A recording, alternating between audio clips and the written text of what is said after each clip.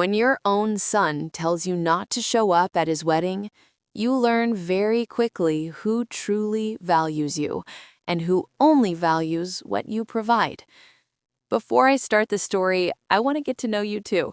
Write the flag colors of the country you're watching from, and I'll try to guess. Who knows? Maybe we're neighbors. World. Here I am in my little garden, watering the flowers I planted 22 years ago, when I hear my daughter-in-law, Tiana Brooks's voice drifting from the kitchen. She's talking on the phone with someone about her and my son Malik's wedding, which is happening in 3 months. No, you can't invite that old grumpy woman to sit at the head table. Malik doesn't want his mama anywhere near us when we exchange rings. My hands start trembling, and the garden hose falls to the ground, soaking my house slippers. 31 years raising that boy alone after his daddy Ronald died in that construction accident. 31 years working double shifts to put food on the table and keep him in school. And now I can't even sit at the main table at my own son's wedding? I slip through the back door, trying not to make any noise, but Tiana sees me and quickly hangs up the phone. "Oh, Miss Ruth Ann, you're back already?" She uses that forced tone she's had with me ever since she started dating Malik 6 years ago. "I was just talking about the wedding arrangements. You know how it is. So many things to organize." I pretend I didn't hear anything, but my heart is racing like a freight train. "Of course, baby girl. Is there anything I can help with?" Tiana smiles, but her eyes are cold as January ice. "Actually, I need to talk with you about this. Malik's coming home soon, and we need to work out some details." When my son gets home from work, Tiana goes straight to their room to talk with him. I hear whispers, the words "your mama" and "problem" being repeated several times. Half an hour later, they both come down and sit with me in the living room. Malik won't look me in the eye. "Mama, we need to talk about the wedding." My stomach tightens, but I keep smiling. "Sure, baby. What do y'all need?" Tiana leans forward, taking control of the conversation. "Miss Ruth Ann, Malik's family, my fiancé's family, doesn't feel comfortable with you sitting at the main table during the ceremony." Her words cut deep, but I don't let the pain show on my face. "Malik's family?" I ask with a shaking voice. "What family you talking about, Tiana? Because last I checked, I'm his only family." I watch my son turn red with shame, but he doesn't say one word to defend me. Tiana clears her throat uncomfortably. "Well, Miss Ruth Ann, you understand. His family, meaning us as a couple. Malik thinks it would be better if you sat with the neighbors and friends, so you can visit with more people you know." I feel like someone just threw a bucket of ice water on me. "Malik, is this true? You don't want your own mother sitting next to you on your wedding day?" My son finally looks at me, but in his eyes, I don't see the child I raised with so much love. I see a man who's already decided I don't have a place in his new life. "Mama, it's not that I don't want you there. It's just that, well, Tiana's right. It'll be better this way. Besides, at the neighbor's table, you'll be more comfortable with Miss Hattie Mae and the other ladies from the block." The tears threaten to come, but I hold them back. 31 years cleaning offices before dawn to pay for his schooling. 31 years sewing for other people until 2 in the morning to buy his supplies. 31 years never buying myself a new dress so he could dress well. And now he's telling me I'll be more comfortable away from him. "You know what, Malik?" I say, standing up slowly. "You're right. I probably will be more comfortable with people who actually appreciate me." Tiana smiles with satisfaction, but there's something in my tone that makes Malik look at me worried. "Mama, don't be upset. We just want everything to be perfect." I walk toward the stairs to go up to my room.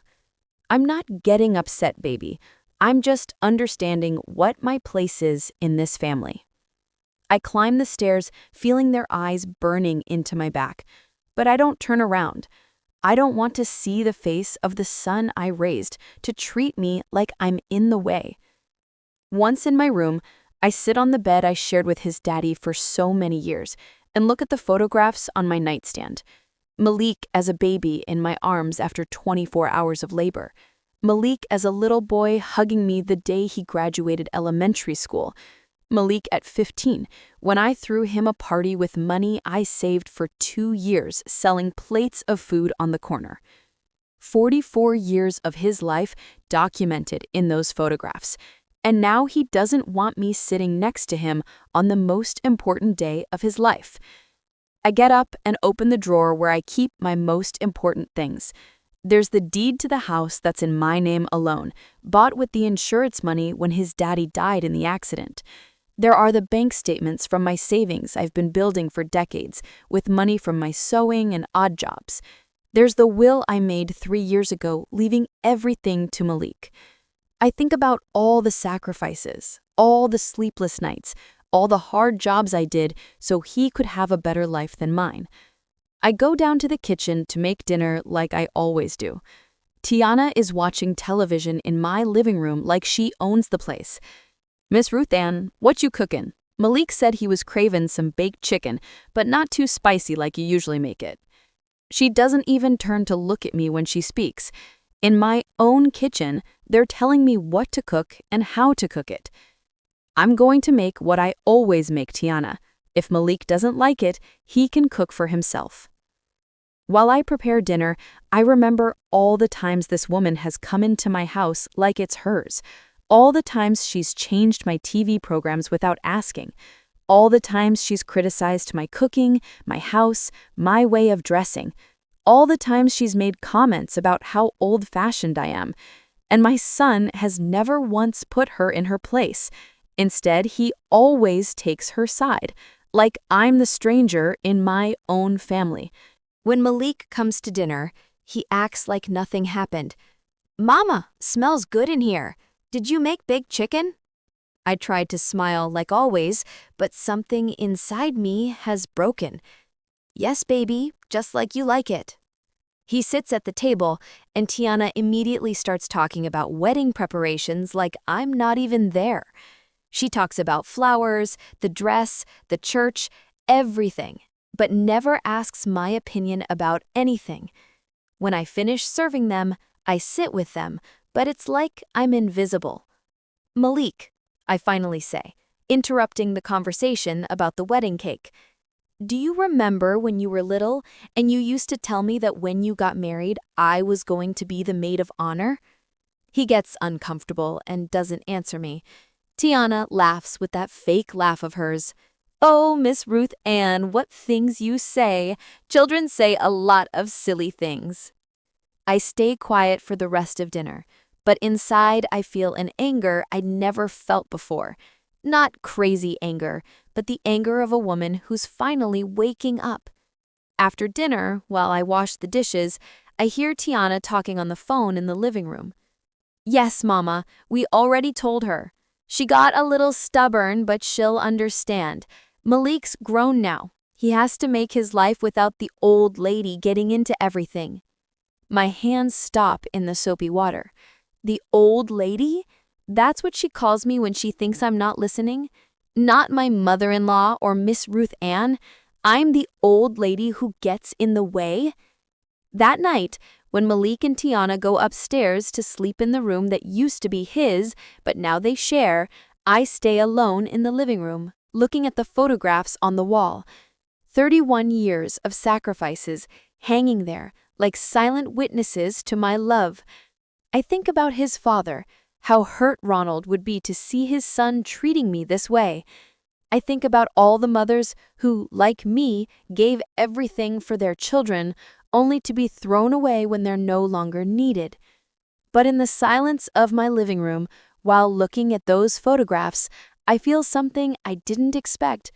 I feel a strange calm, like I've finally understood something important. Malik and Tiana think they know me. They think they know exactly who I am and what I can do. They think I'm that submissive old lady who's going to settle for whatever scraps of affection they want to give me. They have no idea how wrong they are. They don't know that during all these years, I've been saving every penny I could. They don't know that the house they live in so comfortably is completely in my name. They don't know that Ronald's life insurance left me more money than they imagine. They don't know that the helpless old lady they see every day has resources and options they've never bothered to learn about. I get up from the living room and turn off the lights one by one. Tomorrow, I'm going to start making some decisions that will change everything. If Malik wants to live his life without the old lady getting into everything, then that's exactly what he's going to get. But in a way he never imagined. I go up to my room, and before going to bed, I do something I haven't done since I was a child. I kneel beside my bed and pray. Lord Jesus, I whisper in the darkness, give me strength to do what I have to do, and forgive me for what's coming. In that moment, I feel a strange peace filling my chest, like the Lord Himself is telling me it's time to defend my dignity. I go to sleep that night knowing tomorrow will be the first day of the rest of my life. A life where I won't beg for my son's love anymore. A life where I won't accept the crumbs of respect they want to give me. A life where I'll remember that before being Malik's mama, I am Ruth Ann Holloway, a woman who's worth much more than this family makes me believe. What Malik and Tiana don't know is that their decision to exclude me from the main table at the wedding just woke up something in me that's been sleeping too many years. Tomorrow, I start planning my revenge. But it won't be a revenge of screaming and scandals. It's going to be a quiet, elegant revenge that will teach them the true value of what they're losing. I close my eyes with a smile on my lips. For the first time in a long time, I'm looking forward to tomorrow. Because tomorrow, I start taking control of my own life. And they don't have the slightest idea what's coming for them. The war is just beginning, and they don't even know they've already lost. I spend the whole night awake, tossing and turning in bed, remembering when Malik was just a little boy. I remember the time he got pneumonia, and I spent 5 nights without sleep taking care of him at Birmingham General Hospital. I remember how I sold my only gold earrings, my mama's inheritance, to buy him the uniform for the private school where he so desperately wanted to study. I remember all the times I worked at the flag store during the day and as a seamstress at night so he would never feel like he was missing anything. Now, at 66 years old, I discover that my own son is ashamed to have me at the main table of his wedding. I go down to the kitchen at 5 in the morning, like I always do, but this time it's not to prepare the special breakfast he loves so much.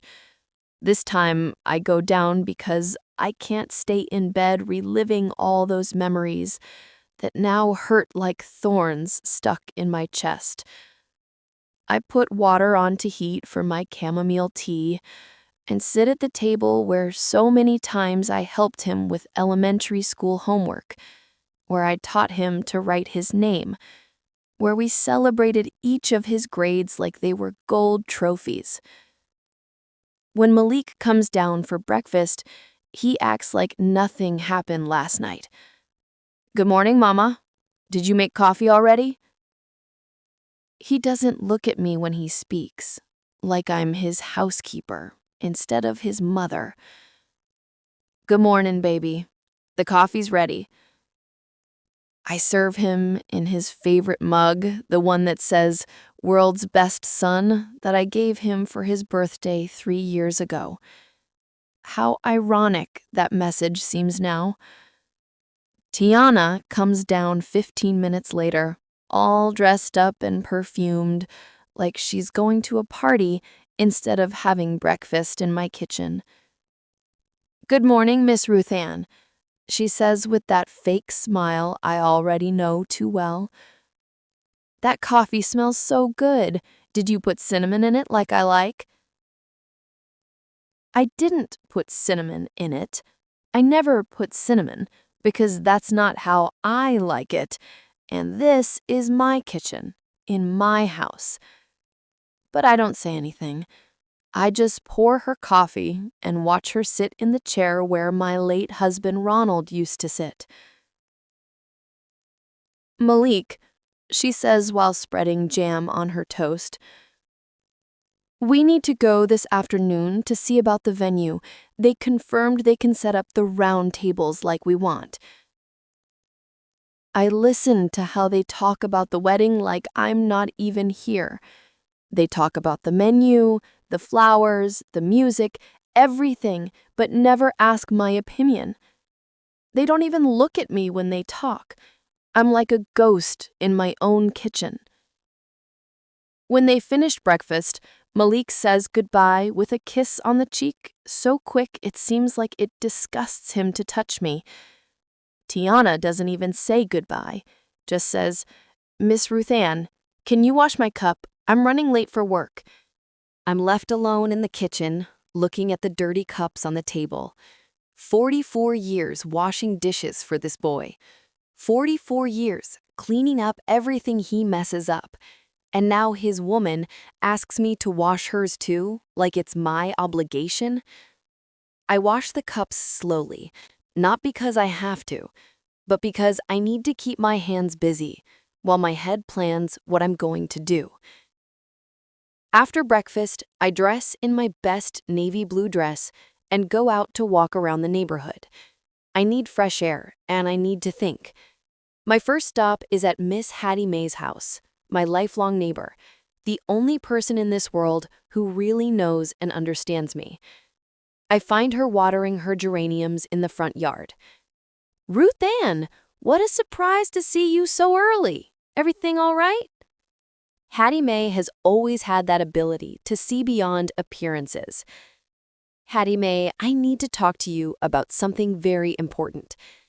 She invites me in and makes coffee the way she knows I like it. When I tell her what happened last night with the wedding, I see her eyes fill with indignation. Ruth Ann, that ain't right. You raised that boy alone, gave him your whole life. The tears I'd been holding back all night finally come out. Hattie Mae, sometimes I think I did something wrong. Maybe I was too lenient. Maybe I didn't know how to raise him right. Hattie Mae takes my hands with that firmness that only comes from years of true friendship. Don't you say that, sister. The problem ain't yours. It's his for not knowing how to recognize the value of the mother he has. She gets up and goes to the altar she has in her living room, where she always lights her candles. She comes back with her old Bible in her hands. Ruth Ann, listen to what it says here, she tells me, searching through the yellowed pages.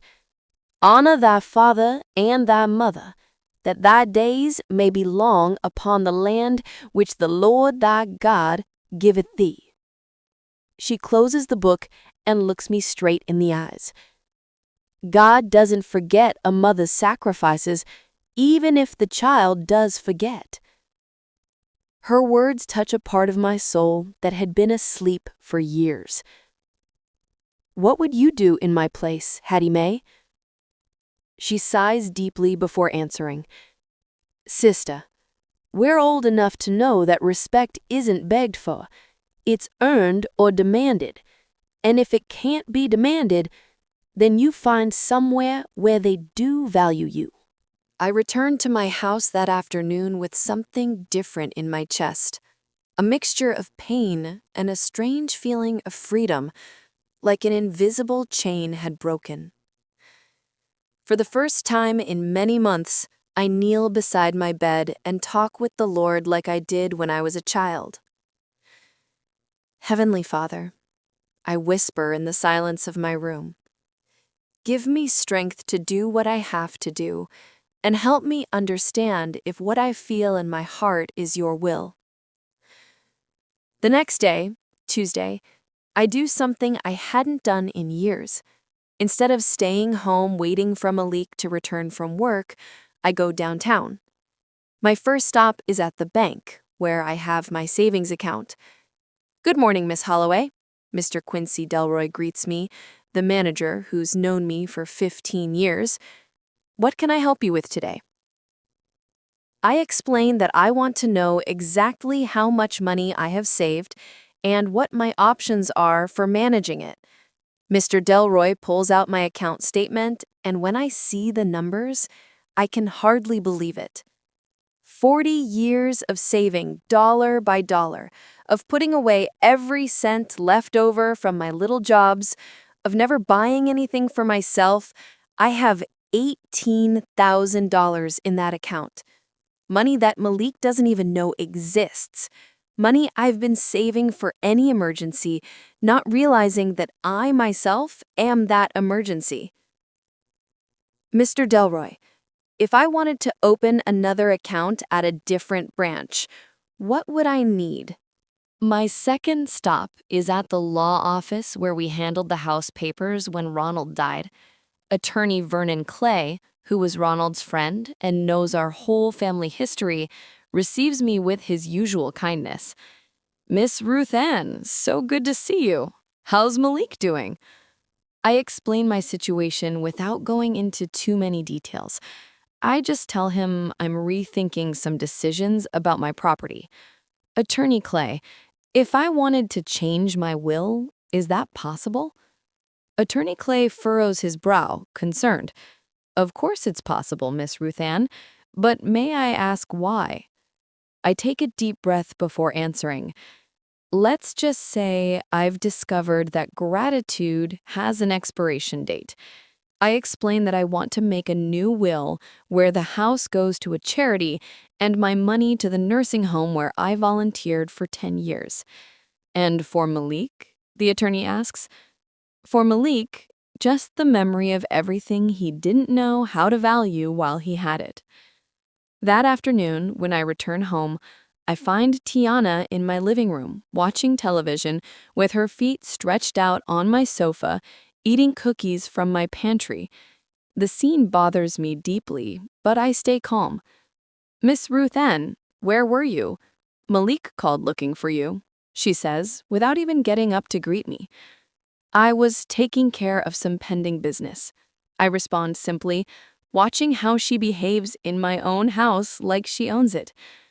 "Oh, and I forgot to tell you," Tiana continues while changing channels on my television without asking.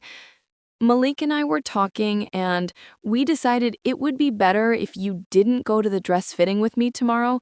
You know how these things are. It's more of a moment between mother-in-law and daughter-in-law, and my mama's already going." I feel like someone just threw a bucket of ice water on me.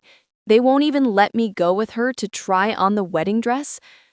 "I understand," I tell her, with a voice I don't even recognize.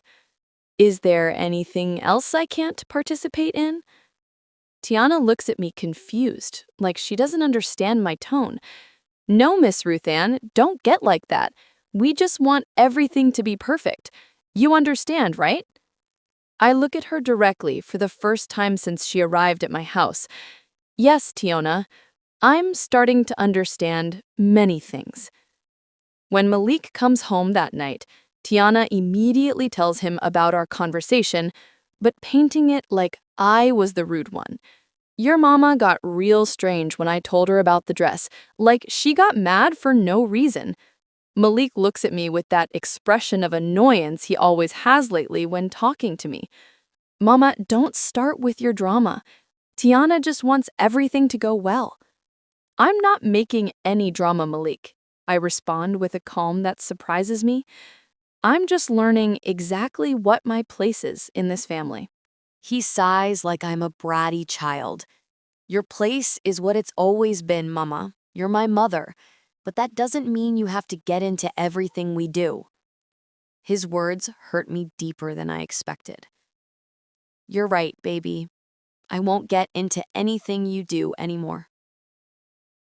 That night, while I wash the dinner dishes, I hear Malik and Tiana talking in the living room.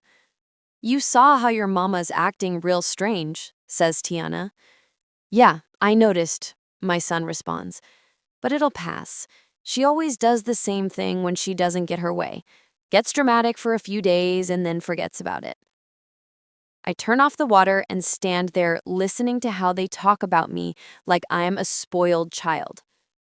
"The important thing is that she understands that things are going to be different now," Tiana continues. "She can't pretend that everything will stay the same as before. You and I are going to make our life, and she's going to have to get used to it." Malik laughs. "Don't worry about it. My mama's stubborn, but in the end, she always does what she has to do. Besides, what options does she have? This is her house, her family. She's not going anywhere." His words hit my heart like hammer blows. What options does she have? That's the question that's been going around in my head for days. But now, after my visit to the bank and the attorney, I know I have more options than they imagine. I go up to my room and take out of my drawer all the papers I reviewed today. The house deed that's completely in my name, the bank statement showing my life savings, the copy of the new will I signed this afternoon. I sit on my bed and start doing calculations. The house is worth approximately $50,000, according to last year's appraisal. My savings are $18,000. My car, even though it's old, is still worth about $3,000. In total, I own more than $70,000. Money that Malik doesn't even know exists and that he won't inherit anymore. But it's not just about the money. It's about respect. It's about dignity. It's about all those years of sacrifice they now treat like they're worth nothing.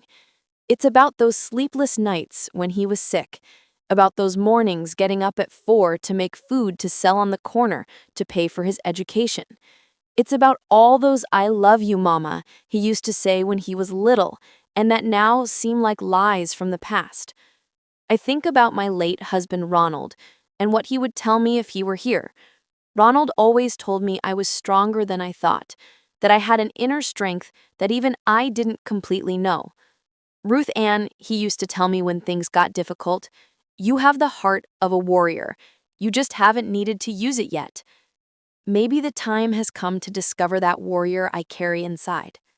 The next day, Wednesday, I do something I hadn't done since Malik was little. I get up late. I don't go down to make his breakfast.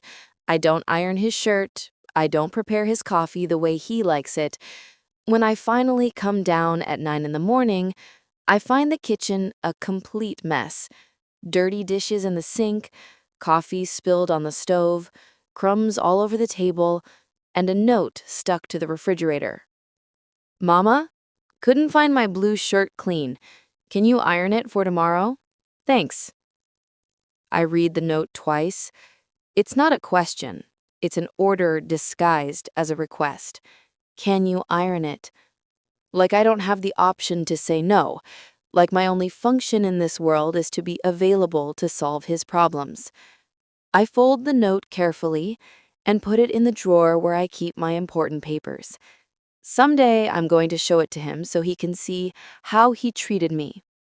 Instead of cleaning up his mess like I always do, I serve myself coffee in a clean cup and sit down to enjoy it slowly. For the first time in years, I eat breakfast at my own pace, without rushing to have everything ready before he gets home. I look out the window at Miss Hattie Mae watering her plants and remember our conversation yesterday. Respect isn't begged for. She's right, and I've been begging for too many years. That afternoon, when Tiana returns from trying on the wedding dress, she comes in laughing and talking on the phone. "Yes, Mama, it was amazing. The dress fits me perfectly. Miss Ruth Ann has no idea what she missed." She talks about me like I'm not here, like I'm part of the furniture. She hangs up the phone and sees me for the first time. "Oh, Miss Ruth Ann, you should have seen how beautiful my dress is. It's one of those that come out in magazines." "That's nice, Tiana. I respond without much enthusiasm. I'm sure Malik's going to be very proud. She smiles, satisfied. Yes, I already sent him photos. He says I look like a princess. She sits on my sofa and puts her feet up on my coffee table. Listen, Miss Ruth Ann, have you thought about what you're going to wear to the wedding? Because, well, we don't want there to be any misunderstanding about the dress code. Her words confuse me. Dress code? I didn't know there was a special one. Tiana looks at me with that condescending smile I hate so much. Well, we decided the wedding colors are going to be pink and gold, so all the main guests are going to wear those colors. But since you're going to be at the neighbor's table, you can wear whatever you want, just not pink or gold, so there's no confusion about who's direct family and who isn't. I stay quiet, processing what she just said. Not only did they take me out of the main table, but now they're also forbidding me from wearing the family colors, like I'm not the mother of the groom, like I'm not the one who made it possible for that boy to reach the altar. I understand, is all I managed to say, but inside, I feel like something has broken definitively. When Malik comes home that night and sees the mess he left in the morning still not cleaned up, he gets annoyed. Mama, what happened here? Why didn't you clean up? I look at him from the living room where I'm watching television. Because I wasn't the one who messed it up. Malik stands in the kitchen, not knowing what to respond. It's the first time in his life I've told him I won't clean up his mess. But Mama, you always do it. His voice sounds almost like a little child's. I always do many things, baby, but that doesn't mean I'm going to keep doing them forever. I get up and walk toward the stairs. Your blue shirt is where I always put it. You know how to iron. And if you don't know how, Tiana can teach you. I go up to my room, leaving him standing in the kitchen, probably wondering what's wrong with me. If you're still here, leave a meaningful quote below. Let's see how many hearts felt this story. That night, before going to sleep, I take out the paper where I wrote down my numbers and review my calculations again. $70,000. It's enough to buy myself a little house in some quiet town where nobody knows me. It's enough to live my remaining years with dignity without having to beg for love or respect. It's enough to show my son that the options I had were more than he imagined. I close my eyes, feeling a strange peace in my chest. Tomorrow, I'm going to take the next step in my plan, and they won't even realize it until it's too late. The war is just beginning, and I already have all the weapons I need. Thursday morning, I wake up before dawn, but not out of habit. I wake up because something inside me has changed forever. It's like I went to sleep being one person and woke up being someone completely different. I get up without making noise, dress in my best black dress, and go down to the kitchen. This time, it's not to prepare breakfast for Malik. This time, it's to prepare coffee for myself and carefully plan every move of the most important day of my life. While I drink my coffee in silence, I hear Malik's footsteps upstairs. He's looking for something, probably his blue shirt that I didn't iron yesterday. I hear him opening and closing drawers, moving things from one side to another. After 10 minutes, he comes down to the kitchen already dressed, but with a wrinkled shirt. "Good morning, Mama," he says with that little boy voice he uses when he wants something. "Did you see my blue shirt? I looked everywhere for it." "Good morning, Malik," I respond without looking up from my coffee. "Your shirt is in the closet where I always hang it." He waits for me to get up and iron it like I always do, but this time I stay seated. "Can you iron it real quick? I have an important meeting today."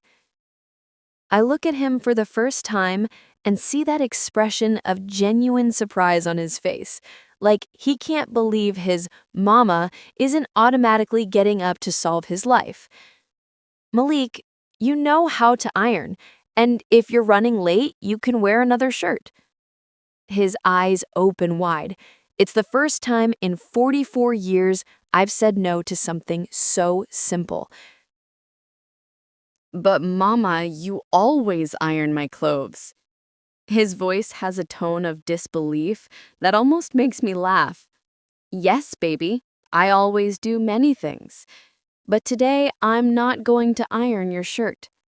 Tiana comes down at that moment and immediately senses the tension in the air. "What's happening here?" she asks while pouring herself coffee in my favorite cup without asking permission. "Nothing, honey," Malik responds. "It's just that my mama's in a bad mood and won't iron a shirt for me." Tiana looks at me with that condescending smile that bothers me so much. "Oh, Miss Ruth Ann, don't be like that. It's just a little shirt. How much trouble could it be?" I finish my coffee slowly and get up from the table. "It's not about trouble, Tiana. It's about choice." I walk toward the door and pick up my purse. "Where are you going, Mama?" Malik asks with a worried voice. "To take care of some pending business." I leave the house, leaving them speechless, and for the first time in years, I don't turn around to look at them through the window to make sure they're okay. My first stop is at the bank, but this time, I don't go to the branch where I always manage my account. I go to the one downtown, where nobody knows me. "Good morning, ma'am. How can I help you?" asks a young woman behind the counter. "I want to open a new savings account and transfer money from my current account." I explain that I want to move my $18,000 to this new account, an account that only I will know about. The process takes all morning, but it's worth it. When I leave the bank, I have a new debit card and a savings account that Malik doesn't even know exists. All my money, all my 40 years of savings are now in a place where he'll never find them. It's a strange feeling, like I've hidden my heart in a safe place. My second stop is at a different real estate office than the one I went to last week. I want a second opinion about the value of my house and how quickly it can be sold. "Miss Holloway," the agent tells me after reviewing the papers, "your house is in a very desirable area. If you want to sell quickly, you can have a buyer in 2 weeks."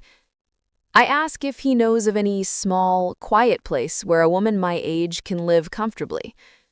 "Look, ma'am, there's a little town called Rosewood Springs, about 2 hours from here by bus. The little houses there cost very little, and it's very peaceful, perfect for retirement." He gives me a paper with the phone number of a colleague who sells properties there. "If you'd like, I can call him to take you to see some options this weekend." I accept his offer, and we agree that Saturday he'll take me to see some houses. My third stop is the most important of all. I go back to Attorney Vernon Clay's office, but this time I'm not just going to ask questions. I'm going to sign the new will we drafted yesterday.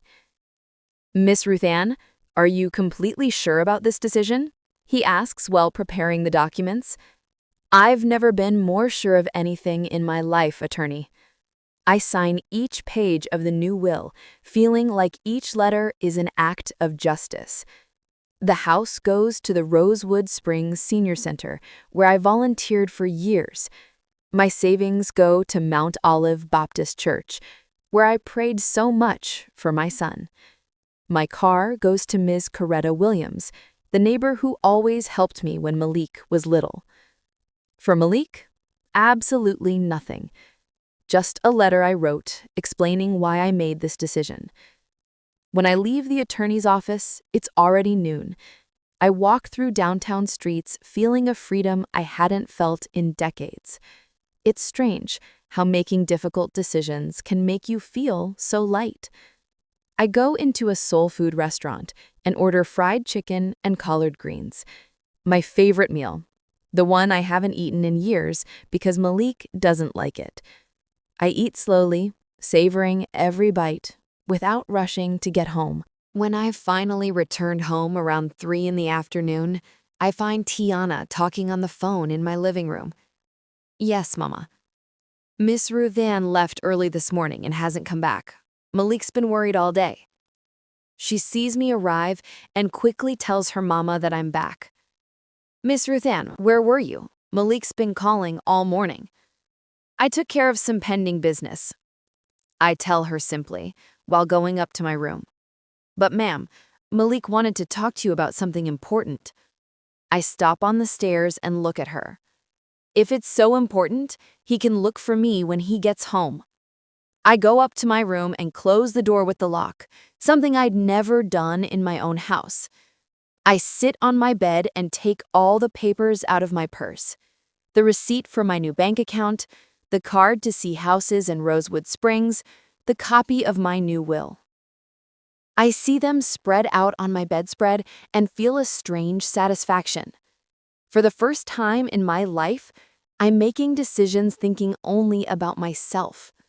For the first time in 44 years, I'm not living to please Malik.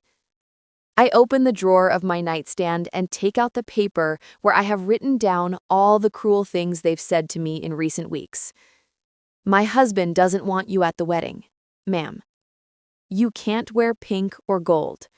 You'll be more comfortable with the neighbors. I read each phrase and feel like I'm reading the story of a woman I no longer am. I fold the paper and put it away with my new documents. Around 6 in the evening, I hear Malik coming home. He immediately comes to knock on my door. Mama, are you in there? I need to talk to you. His voice sounds different, like he's genuinely worried. I open the door and find him standing there with his wrinkled shirt, the same one I didn't iron this morning. What do you need, Malik? I ask him like he's a stranger. Mama, Tiana told me you were out all morning. Is everything okay? You look different. I see him with those eyes like he's trying to solve a mystery. Everything's perfectly fine, baby. I'm just taking care of some pending business. I try to close the door, but he puts his hand to stop it. What business? Do you need help with something? His words make me laugh. Now you worry about helping me. Now you care about what I do. There's something in my voice that makes him step back. Mama, I've always cared about you. It's just that, well, lately you've been acting very strange. I stay quiet looking at him steadily, this 43-year-old man who still expects his mama to solve everything for him, who still believes he can treat me however he wants and I'll always be there. Malik, do you respect me? The question catches him off guard. Of course, Mama, of course I respect you. You're my mother.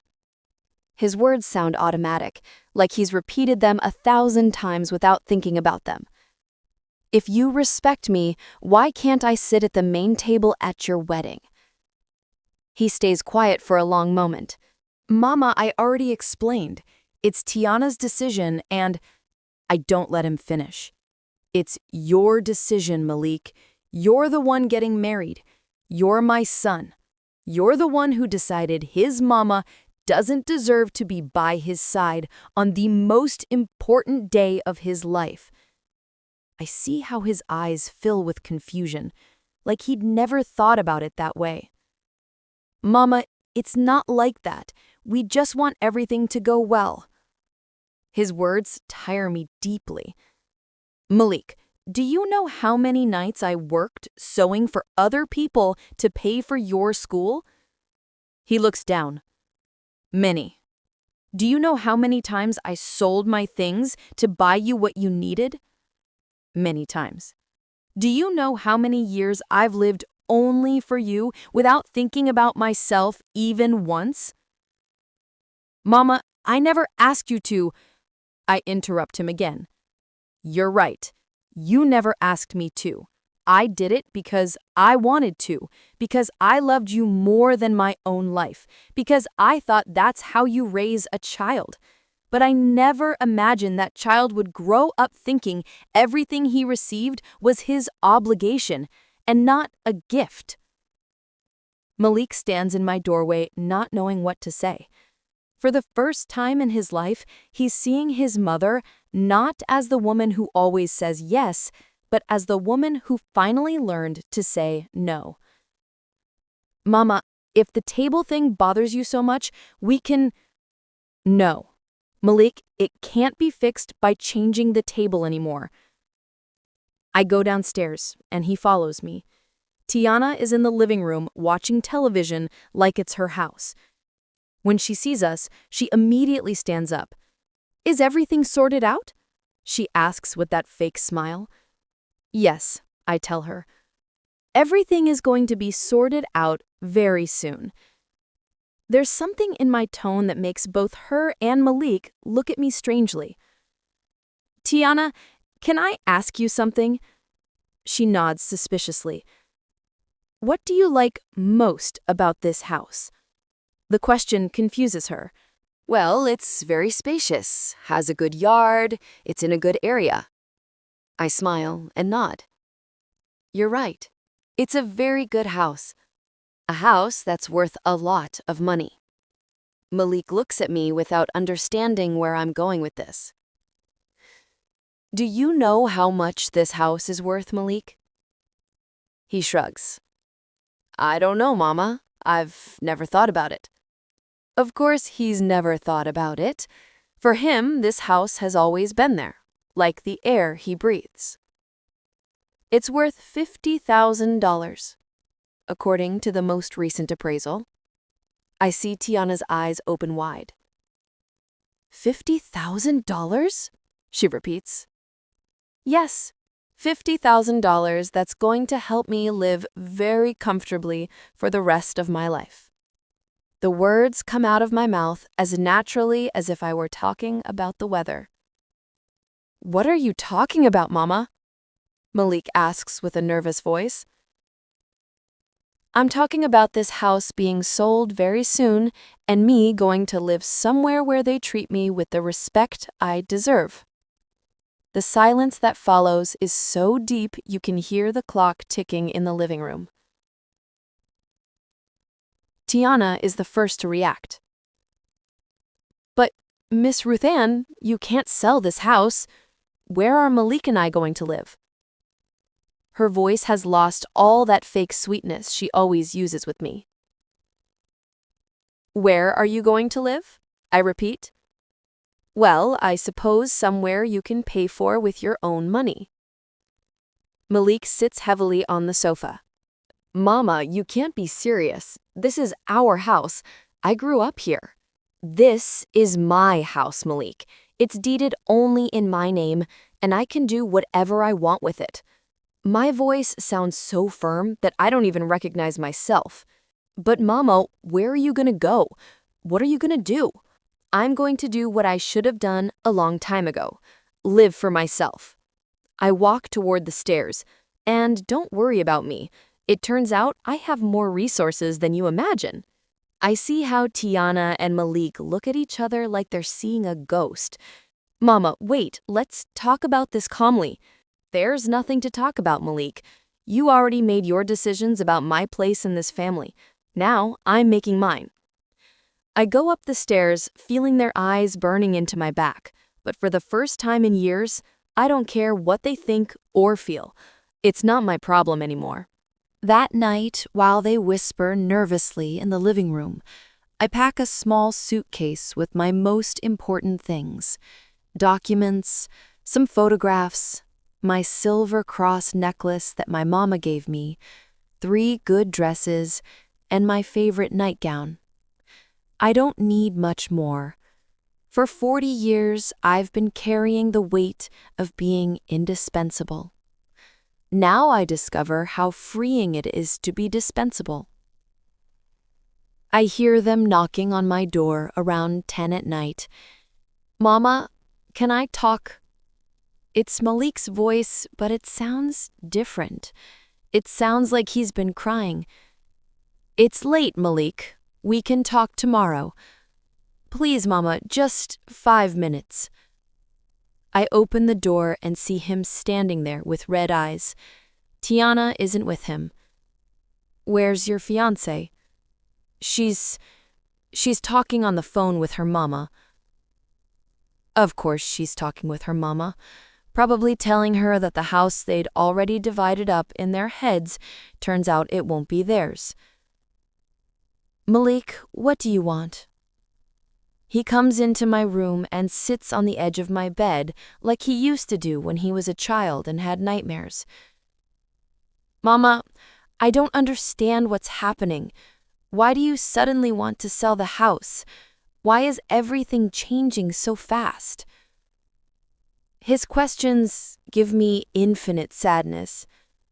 It's not sudden, baby. It's been happening slowly for months. You just hadn't noticed. I look at him and see the child who once told me that when he grew up, he was going to take care of me always. Do you remember when you promised me you would never abandon me? He nods with tears in his eyes. Yes, Mama, and I haven't abandoned you. I'm here. His words break my heart.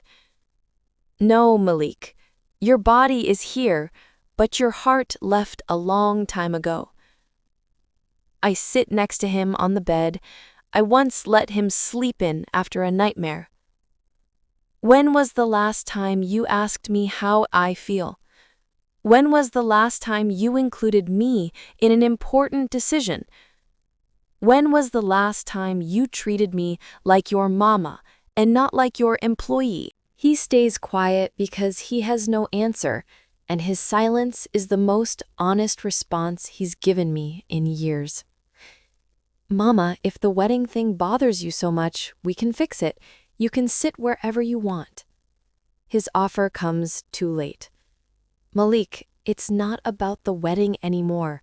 It's about me realizing I've become invisible in my own family.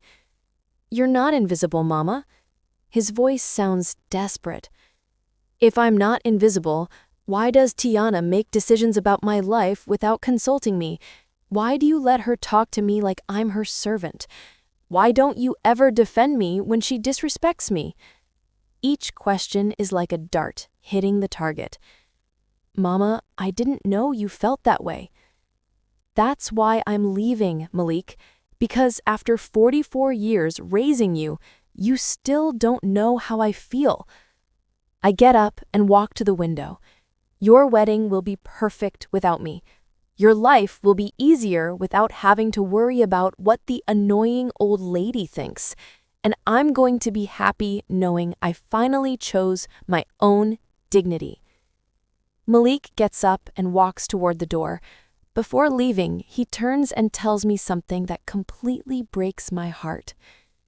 Mama, I love you. I've always loved you. His words float in the air between us like a goodbye. I know, baby. The problem is that your love isn't enough anymore to heal all the respect I lost. After he leaves, I finish packing my suitcase and hide it under the bed. Tomorrow morning, I'm going to deliver the final blow. Tomorrow, they're going to understand that when a woman decides to recover her dignity, there's no force in the world that can stop her. I lie down that night, feeling a strange mixture of pain and freedom. Pain for the son I'm losing, but freedom for the woman I'm recovering. Tomorrow will be the first day of the rest of my life. A life where nobody is going to treat me like I'm invisible. Friday morning, I wake up feeling something I hadn't felt in decades. Excitement for the day ahead. Today is the day I'm going to visit Rosewood Springs and find my new home. I get up early, dress with special care, and go down to the kitchen for the last time as owner of this house. When Malik and Tiana come down, they're going to find a very special note waiting for them on the table. While I prepare my coffee, I hear movement upstairs. Tiana is talking loudly, clearly upset. No, Malik, your mama can't be serious. Where are we going to go? What money are we going to rent something with? My son's voice sounds tired, like he spent the whole night awake. I don't know, Tiana. I never thought my mama was capable of something like this. I finish my coffee and take out of my purse the letter I wrote last night. It's a long letter where I explain exactly why I'm making these decisions. I leave it in the center of the table, along with a copy of the house appraisal and the real estate agent's phone number. I also leave my room keys in a separate envelope. They won't be able to say I didn't warn them. I leave the house without saying goodbye. From today on, my life no longer revolves around other people's schedules and needs. At the bus stop, Miss Hattie Mae is waiting for me. Yesterday, I asked her to come with me to Rosewood Springs because I need a second opinion from someone who knows me well. Ruth Ann, you look different, younger, she tells me as we get on the bus that will take us to the town. The trip takes 2 hours, but it flies by talking with Hattie Mae about my plans. I tell her about the money I have saved, about the new will, about how I feel after making these decisions. Girl, she tells me, I've never seen you so sure of yourself. It's like you're a different person. Rosewood Springs is a beautiful town, small, quiet, with colorful little houses and elderly people walking slowly down the cobblestone streets. Mr. Lionel Green, the real estate contact, is waiting for us in the main square. He's a man of about 49, very kind, who immediately makes me feel welcome. Miss Holloway, so nice to meet you. I have 3 properties that I think you're going to love. The first house he shows me is perfect, small but comfortable, with 2 bedrooms, living room, kitchen, and a little backyard where I can plant my flowers. It has good light, it's well located near the town center, and costs exactly $15,000. It belongs to a lady who went to live with her daughter in Atlanta. It's practically a steal because she wants to sell quickly. Miss Hattie Mae and I walk through the whole house carefully. We touch the walls, check the faucets, test the shower. Everything works perfectly. The backyard has a lemon tree and enough space for my flower pots. The kitchen is small, but it has everything I need. The bedrooms are cozy and have good ventilation. Ruth Ann, Miss Hattie Mae whispers to me, "This house seems made especially for you." Mr. Green, what do I need to buy this house today? My question surprises him. Today? Well, we'd need the down payment, which is $3,000, and schedule the deed signing for next week. I take my new debit card out of my purse. Is there a bank here in town? He smiles excitedly. Of course, it's 2 blocks from here. At the bank, I withdraw the $3,000 down payment without any problem. Mr. Green can't believe how quickly I'm moving everything. Miss Holloway, in 20 years of selling houses, I've never seen someone so decisive. I explain that when a woman my age makes a decision, there's no time to waste. Life is too short to spend it thinking so much. We sign the purchase contract that same afternoon. The house will officially be mine next Friday, exactly 1 week before Malik's wedding. Mr. Green helps me get the number of a moving company that can go get my things from Birmingham. He also gives me Miss Dorothy King's phone number, a lady from the town who helps new neighbors get settled. On the bus ride back, Miss Hattie Mae can't stop talking about how pretty the town is and how smart I was to choose that house. Ruth Ann, aren't you afraid to start over at your age? Her question makes me think. Hattie Mae, at my age, what scares me is continuing to live a life that doesn't make me happy. I'd rather start over at 66 than never start at all. We get back to Birmingham around 8 at night. Hattie Mae walks me to my house and says goodbye, with a very strong hug. Girl, I'm so proud of you. Tomorrow, I'll bring you some cornbread to celebrate. When I enter my house, I find Malik and Tiana sitting in the living room with very long faces. The letter I left on the table is open between them, along with papers they've clearly been reviewing. Good evening, I tell them calmly, while leaving my purse on the hall table. Malik gets up immediately. Mama, where were you? We've been waiting for you since we found your letter. Tiana looks at me with an expression I'd never seen on her. She no longer has that condescending smile she always uses with me. Now she has a face of genuine concern. I was taking care of some pending business, I respond, while walking to the kitchen. I need a glass of water after the long trip.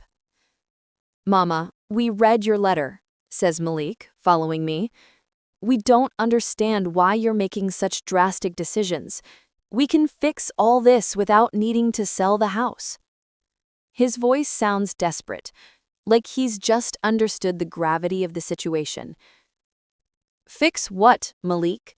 The fact that you excluded me from your wedding? The fact that your fiancé treats me like a servant? The fact that for months you've made me feel like I'm in the way? Each question is like a blow that makes them step back. Mama, if the main table thing bothers you so much, I already talked to Tiana. You can sit wherever you want. Tiana nods nervously. Yes, Miss Ruth Ann, we already talked and decided you can sit at the main table, and you can wear whatever color you want, and you can come with me to the second dress fitting. Everything's going to be like you want it. Her words sound so desperate, they almost make me feel sorry for them. You know what's the saddest thing about all this? I ask them while I pour myself water.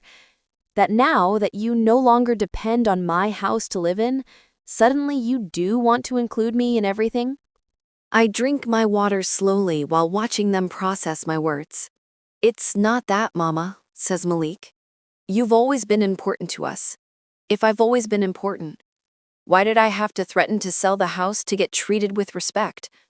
My question leaves them speechless because they know I'm right. Mama, we understand we made mistakes, but it's not that serious.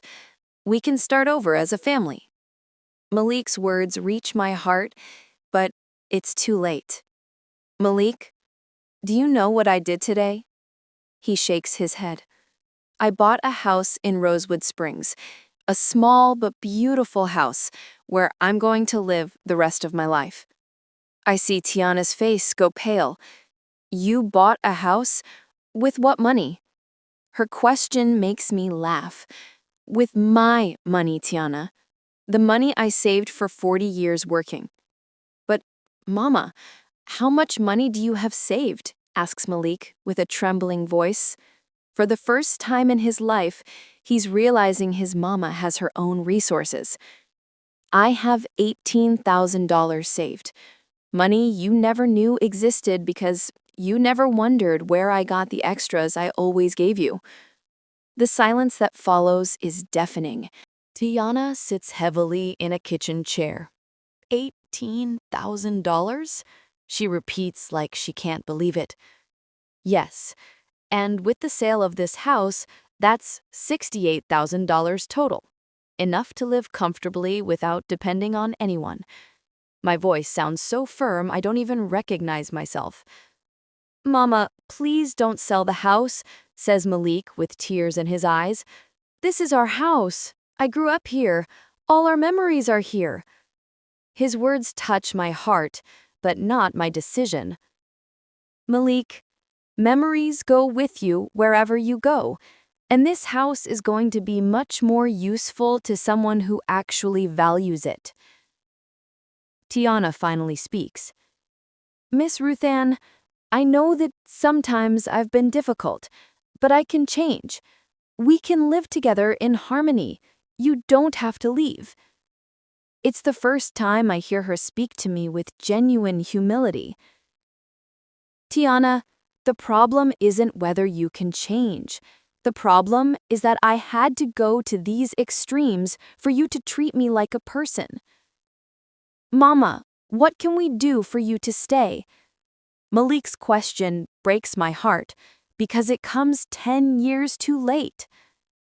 Malik, it's not what you can do. It's what I can't undo anymore. I can't undo all the months I felt invisible.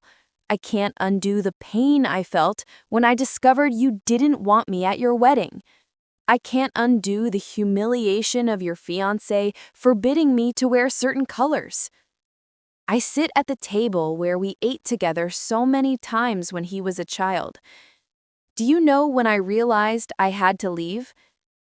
Both shake their heads. When I heard Tiana say on the phone that I wasn't direct family. In that moment, I understood that in my own house, I had become a stranger. Malik approaches and tries to take my hands, but I gently pull them away. Mama, you're the most important thing in my life. You always have been. His words sound sincere, but they arrive too late. Malik, if I were the most important thing, you never would have allowed them to treat me like that. A son who loves his mother, protects her, defends her, honors her. You just tolerated me. That's not true, Mama. His voice breaks. Yes, it is, baby. And what hurts most is that you got so used to me always saying yes, that when I finally said no, you didn't know how to react. I get up from the table and walk toward the stairs.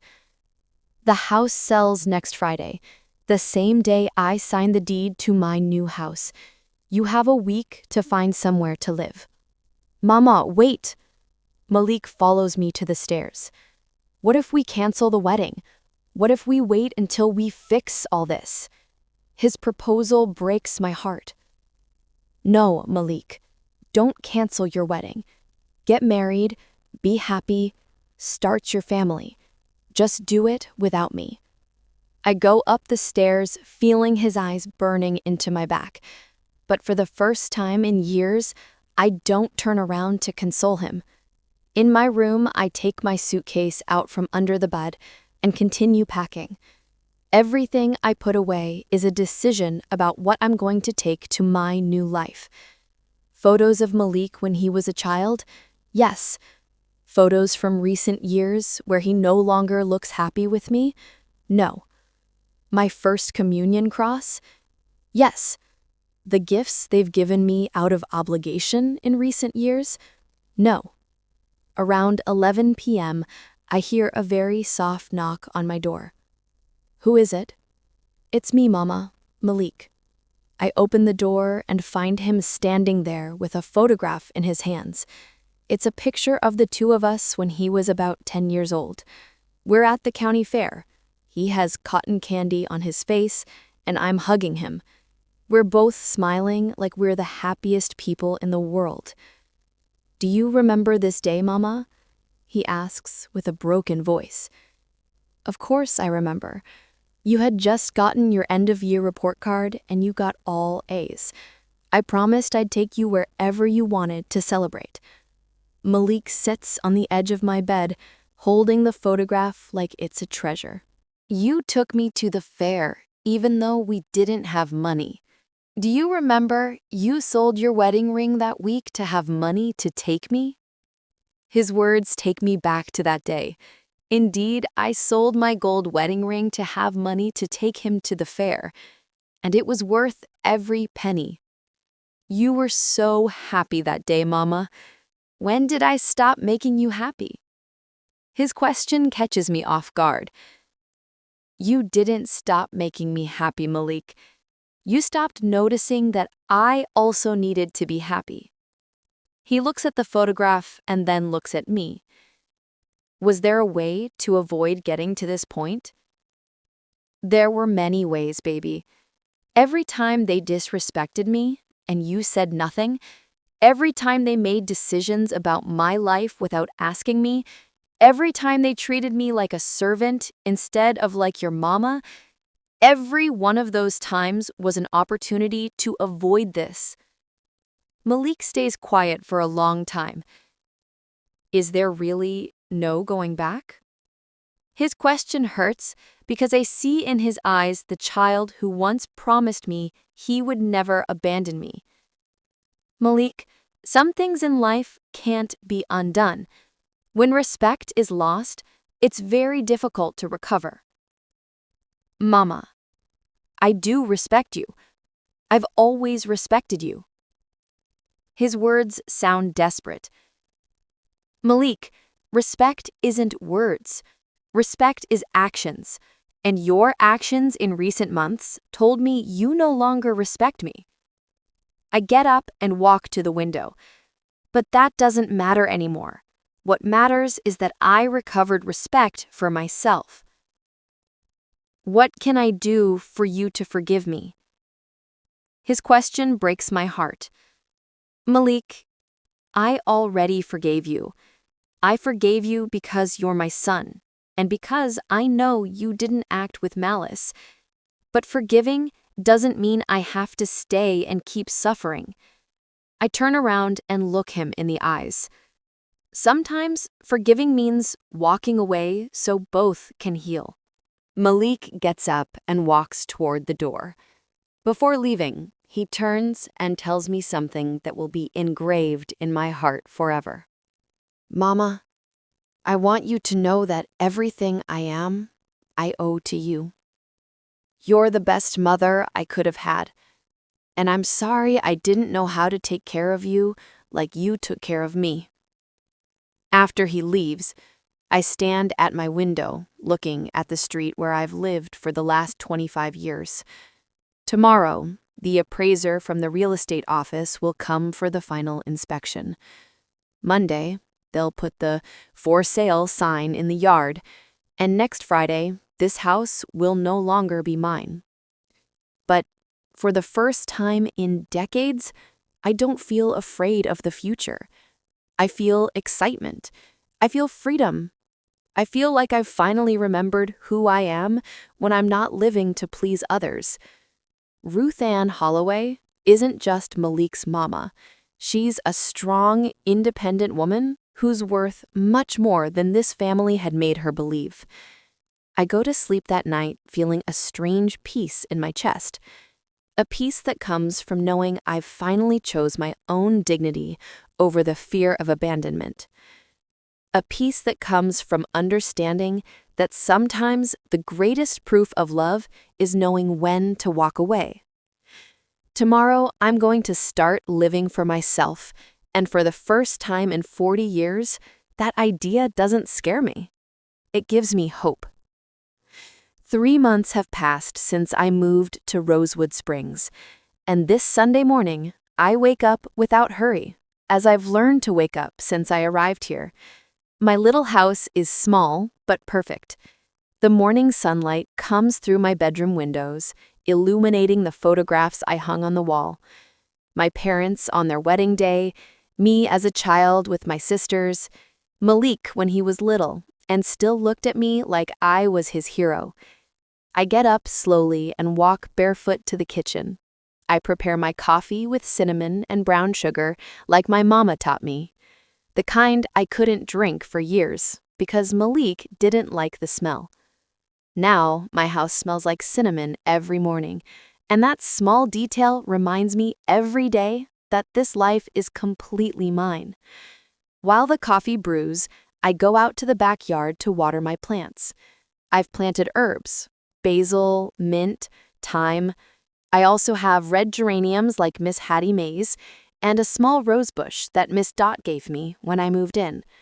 So you never forget you deserve beautiful things, she told me that day. Her words stayed engraved in my heart. The mornings here are peaceful. I eat breakfast at my small kitchen table, reading the local newspaper that brings simple news. The town festival, the Martinez family's new baby, the lady who made the best cornbread at last weekend's fair. They're news that doesn't upset me, that doesn't worry me, that simply forms part of the calm rhythm of this place. After breakfast, I go out to walk the cobblestone streets. I greet my neighbors who already know me as Miss Ruth Ann from the city. Mr. Buck Livingston, who sells newspapers on the corner, always asks me how I woke up. Miss Carmen, who sweeps her sidewalk every morning, gives me flowers from her garden. They're small courtesies that make each day feel like a gift. On Sundays, I go to Mass at Mount Olive Baptist Church. It's a small church with wooden pews and old saints that seem to smile from their niches. I sit in the third row, always in the same place, and I pray for Malik. I pray that he's happy in his marriage, that he's learned to value what he has before losing it, that someday he understands my decision wasn't from lack of love, but from excess of self-love. 2 weeks ago, a letter arrived addressed to me in Malik's handwriting. I recognized it immediately, although I hadn't seen his writing in years. The envelope was a little wrinkled, like it had been carried for a long time before being sent. I kept it in my nightstand drawer without opening it. Some words arrive when they no longer have the power to change anything, and I prefer to preserve the peace that cost me so much to find. Yesterday, Miss Dot invited me to go with her to the town market. We bought fresh vegetables, farm cheese, and flowers to decorate our houses. While we walked among the stalls, she told me her son, who lives in Atlanta, wanted her to go live with him. But I told him no, Miss Ruth Ann. At our age, happiness is in choosing where and how to live, not in pleasing our children. Her words made me smile because they reminded me of my own story. "Aren't you afraid of being alone, Miss Dot?" I asked her. She looked at me with those eyes full of wisdom that come from years. "Being alone and feeling alone are very different things, sister. Here, I'm alone, but I don't feel alone. At my son's house, I'd be accompanied, but I'd feel very lonely." In the afternoons, when the sun isn't so strong, I sit on my porch to sew. I've returned to doing the needlework I like. I embroider napkins, knit tablecloths, mend clothes for my neighbors, but now I do it for pleasure, not from necessity. Each stitch is a small meditation. Each thread I cross is a silent prayer of gratitude for this new opportunity to live for myself. Sometimes, when I'm sitting on my porch sewing, I think about Malik and Tiana. I wonder if they found somewhere to live after the house was sold. I wonder if the wedding turned out like they wanted. I wonder if he thinks about me and if he understands why I had to leave. But they're thoughts that come and go like clouds in the sky, without staying to torment me. Last night, before going to sleep, I looked out my window to see the stars. In the town, you can see many more stars than in the city. While I watched them, I thought about the whole journey I traveled to get here. I thought about the woman I was 3 months ago, begging for a little respect in her own house, and the woman I am now, sleeping peacefully in a house I chose, in a town I chose, living a life I chose. I don't regret anything. Not the years I dedicated to Malik, nor the decision to walk away when I couldn't take anymore. Everything is part of the same story. The story of a woman who loved so much she forgot to love herself, until one day she remembered she also deserved love, starting with her own. Thank you for listening all the way. Maybe the story has ended, but there are still so many feelings to share. Leave a few words from your heart in the comments. Who knows? Maybe the next story begins with yours.